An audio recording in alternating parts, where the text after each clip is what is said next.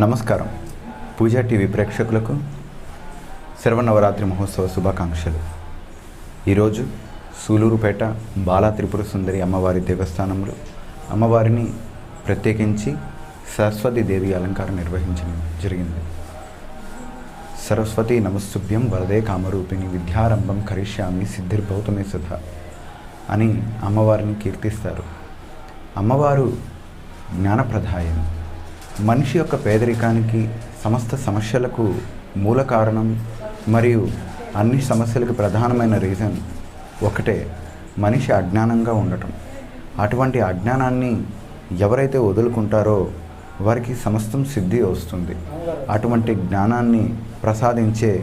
అద్భుతమైన దేవీభ్యమైన శక్తి శ్రీ సరస్వతీ దేవి యొక్క ఉపాసన. ఆమె యొక్క మంత్రాక్షరాలను చదవడం వలన మాత్రమే సాధ్యమవుతుంది. ఐంకార బీజాక్షరానికి ఆదిభూతమైనటువంటి శక్తి స్వరూపిణియే సరస్వతీదేవి యొక్క అలంకారం యొక్క విశిష్టత. ఈ యొక్క తల్లిని విశ్వసించిన వారికి ఖచ్చితంగా అఖండమైన తెలివితేటలు లభిస్తాయనడంలో సందేహమే ఉండదు.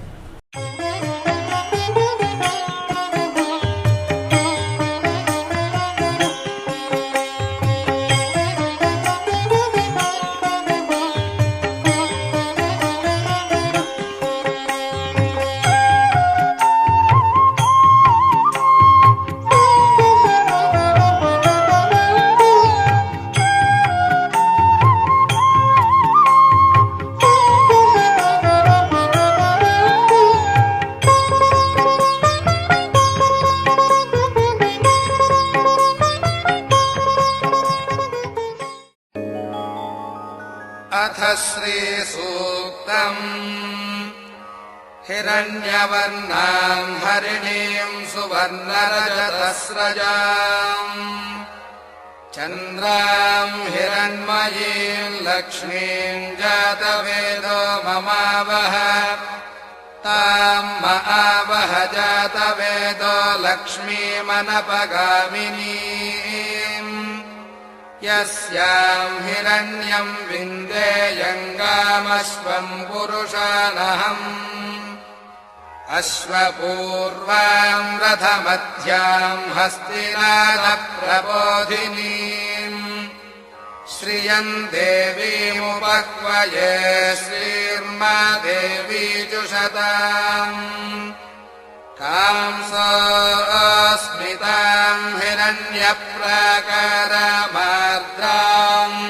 ज्वलन्तीम् तृप्ताम् तर्पयन्तीम् पद्मे स्थिताम् पद्मवर्णान्तामिहोपह्वये श्रियम् चन्द्राम् प्रभासाम् यशसा ज्वलन्तीम् श्रियम् लोके देवजुष्टामुदाराम्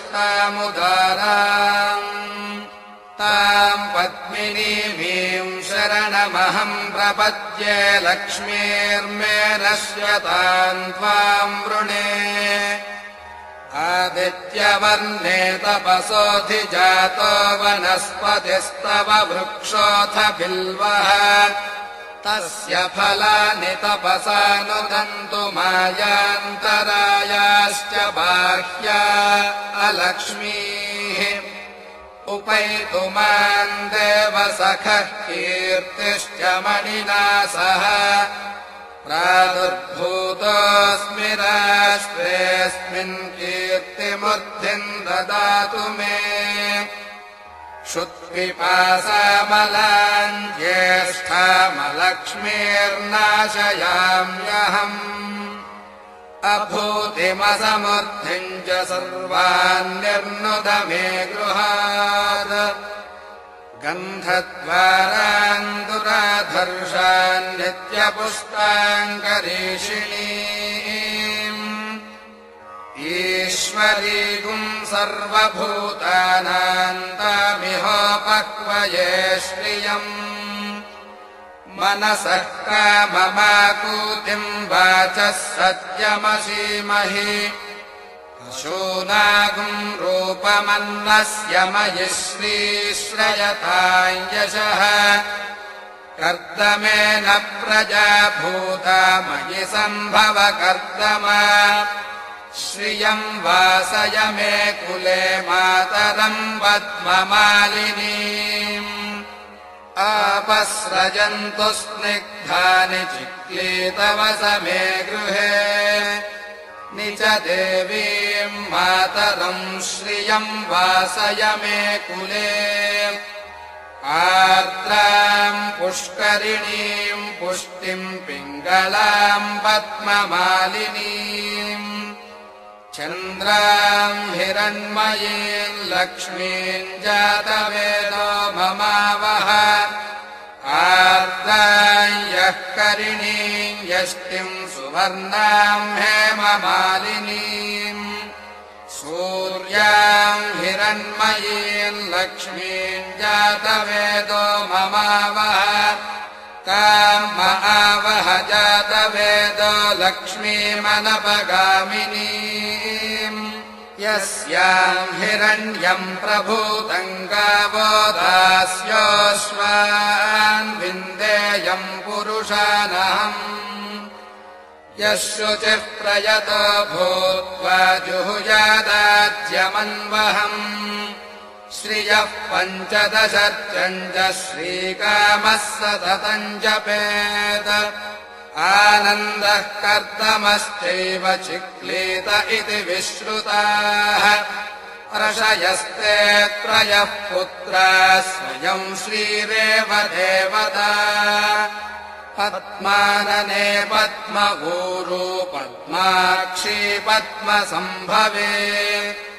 त्वम् माम् भजस्व पद्माक्षि येन सौख्यम् लभाम्यहम्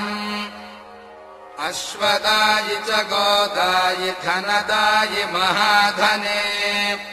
धनम् मे जुषताम् देवी सर्वकामार्थसिद्धये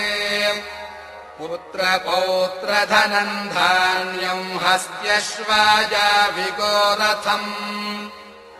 प्रजानाम् भवसि माता आयुष्मन्तम् करोतु माम् चन्द्राभाम् लक्ष्मीमीशानाम्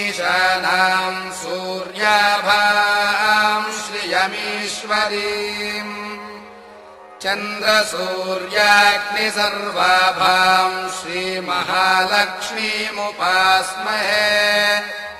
धनमग्निर्धनम् वायुर्धनम् सूर्यो धनम् वसुः धनमिन्द्रो बृहस्पतिर्वरुणम् धनमश्नुते वैनतेय सोमम् पिबतु वृत्रः सोमम् धनस्य सोमिनो मह्यम् ददातु सोमिनी न क्रोधो न च मात्सर्यन्न लोभो नाशुभामतिः भवन्ति कृतपुण्यानाम् भक्तानाम् श्रीसूक्तम् जपेत् सदा वर्षम् तु ते विभावरिदिवो अभ्रस्य विद्युतः रोहन्तु सर्वबीजान्यवब्रह्मद्विषो जहि पद्मप्रिये पद्मिनि पद्महस्ते पद्मालये पद्मदलायताक्षि विश्वप्रिये विष्णुमनोनुकूले त्वत्पादपद्मम् मयि सन्निधत्स्व या सा पद्मासनस्था विपुलकटितटी पद्मपत्रायताक्षी गम्भीरावर्तनाभिस्तनभरणमिता शुभ्रवस्त्रोत्तरीया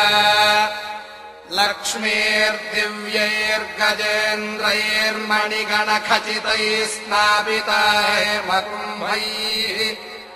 नित्यम् सा पद्महस्ता मम वसतु गृहे सर्वमाङ्गल्ययुक्ता